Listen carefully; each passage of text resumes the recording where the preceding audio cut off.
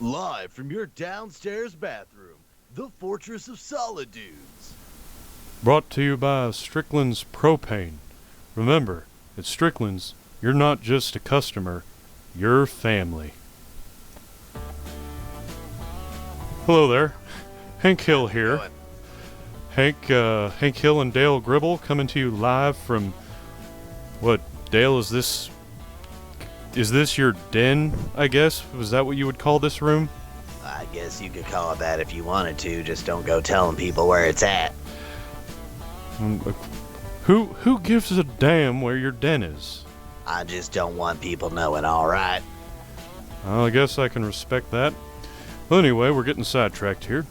Welcome to the first ever episode of the Fortress of Solid Dudes. The Solid Dudes being myself, Hank Hill, and my cohort here, Dale Gribble. Howdy, howdy. What we do on this show is we answer questions that women have for men. So we have a variety of questions that we've collected here, and we're going to attempt to answer quite a few of them tonight. I believe we have, 9 questions, Dale? Is that right? Yeah, that's all I could come up with. Dale manages the email system, because I'm not too damn good with the computers, you know. Well, I'm already subscribed to a bunch of these websites with girls and stuff, but that's enough, Dale. We don't need to hear about all that. So don't tell Nancy. We'll leave Nancy out of this one. So let's go ahead and move into the topic at hand here. First question comes from Tracy from Oklahoma. Why do men have such a stigma about sitting down to pee? Well, I believe I might be able to give you a little bit of insight here, Tracy. We men are creatures of problem solving, and we can't solve problems when we're lollygagging on the damn toilet seat if we're taking a seat and relaxing. See, pissing from a standing position is a sign of power and efficiency. So that is why a man seeing another man sit down just kind of scoffs in passing, is because men are problem solvers, and you can't solve anything when you're lollygagging on the john. Do you hear me, Dale? Yeah, that's really why I think I stand above all the female exterminators out there, because, I mean, every once in a while you gotta go ahead and use that bathroom while you're at a client's house, and you know, I don't want to waste any time sitting there on the toilet, so I grab a hose in each hand, and I'm sitting there spraying all day. And why do you think? I will actually give you a little bit of insight into maximum efficiency of the male. When a man's working outside, and it comes time to when nature calls for number one, a man will sometimes just turn around and take a piss outside, and immediately turn back around and get back to work. Some people say that's gross or out of place or even public indecency, but it's also indecent to the public to not try and solve a problem as fast as possible. Absolutely. So that's what I have to say about question number 1. Tracy from Oklahoma, you are now officially smarter. Question number 2 comes way of Betsy from Washington. The ink's smeared on the damn page. Give me a moment. Why is a girl who has sex with a lot of guys considered a whore, but a guy who has lots of sex with women is considered a hero? Well, that one's pretty easy right there. I mean, you just gotta take a look at the simple math of that, girls. All you gotta do is show up to the bar, party, gathering, whatnot, and you could just go up to a guy and say, hey, you and me, we're gonna do it tonight. And most guys right here, if you're good enough looking and seem like a good girl, would be like, all right, well, let's go ahead and do this.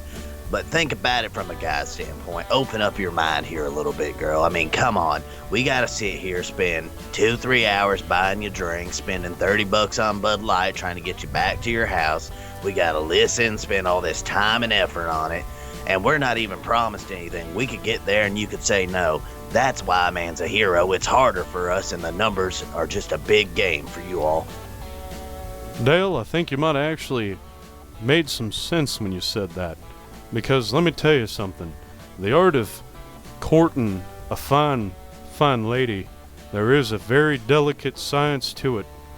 that requires the utmost amount of detail and attention to detail that a man will never put that much effort into anything else he ever does in his entire life. So moving on to question 3, Stacy from Tennessee. What percentage of female friends do you want to sleep with? Dale? Well, I'd say you gotta think, and don't take it the wrong way here, girls. We mean it in the nicest way possible. But if you're hanging out with a guy, as soon as he sees you, first time y'all ever met, I guarantee whether you're good looking, young, light, heavy, or a midget, he's thought about banging you. And it's just a standpoint from saying, I wonder what it would be like. Now, I'm not saying it's a bad or good thing. I mean, he could be a bad guy. It just depends on the guy. But I would say a good bit of them, it's high up there in the percentage list. Hank, what are you doing over there? Just texting Peggy, seeing what she's doing. She's okay. Taking a nap, not listening to the show. Women, we think about doing it with all of them. Every last one. Alright, moving on to question 4. Brianna from Seattle. Do men ever fake orgasms? What kind of a fucking question is that? Well, why would someone even ask that? Okay, look here, ladies.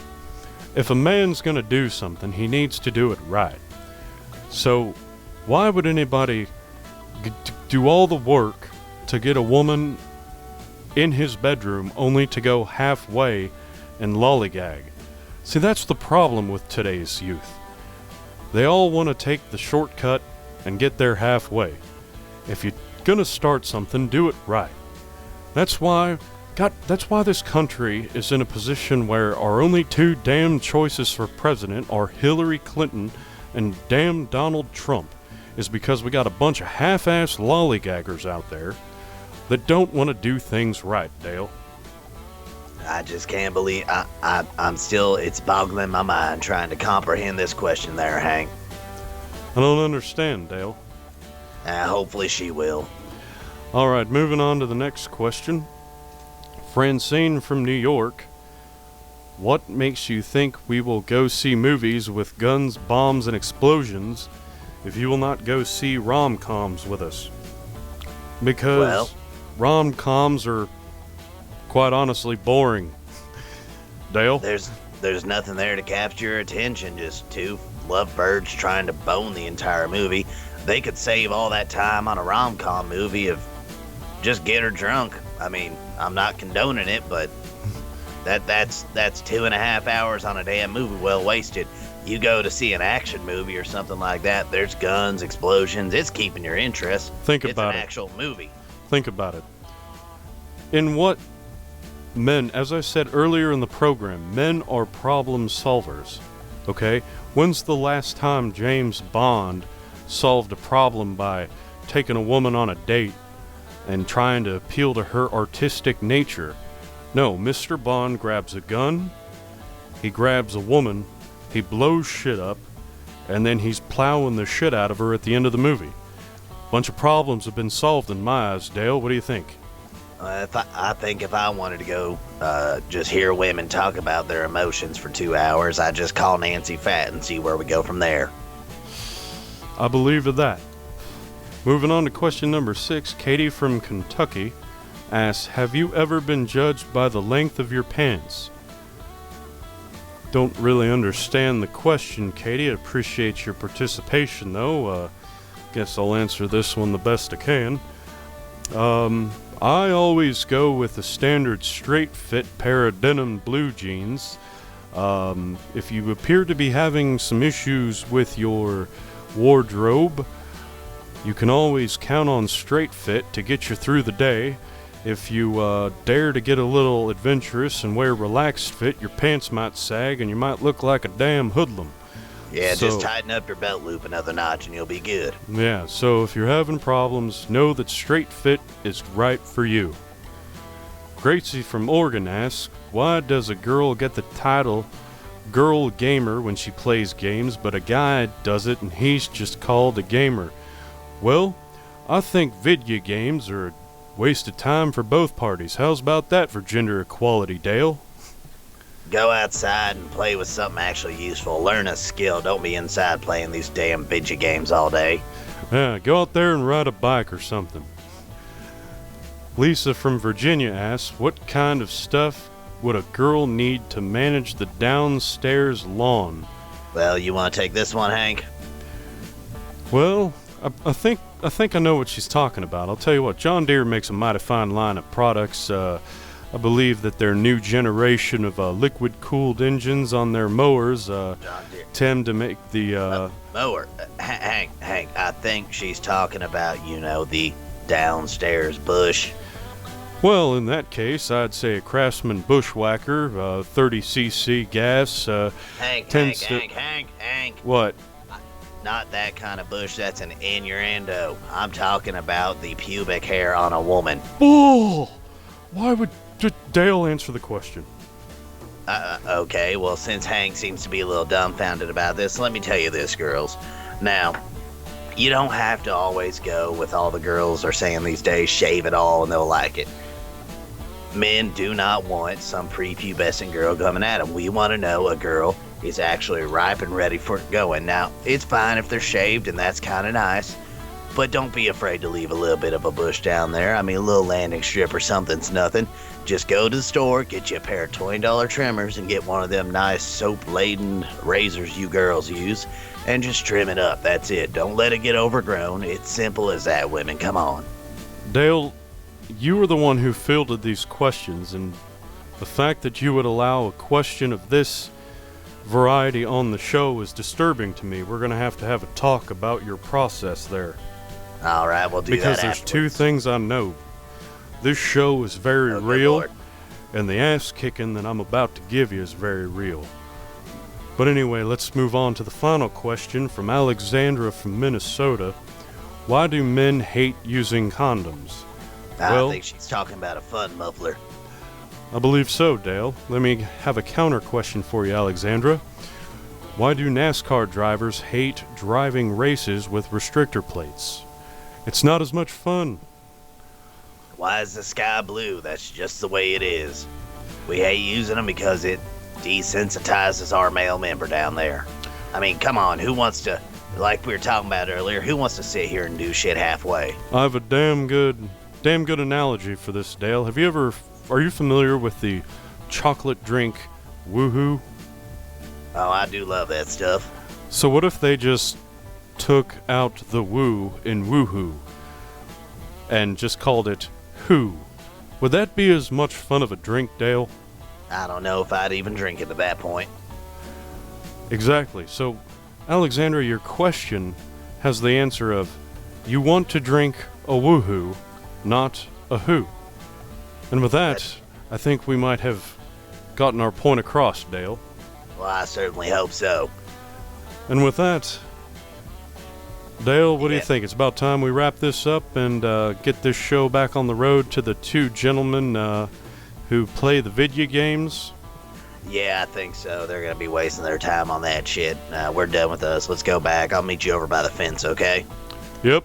Get the beer and all. I got a waiting on you.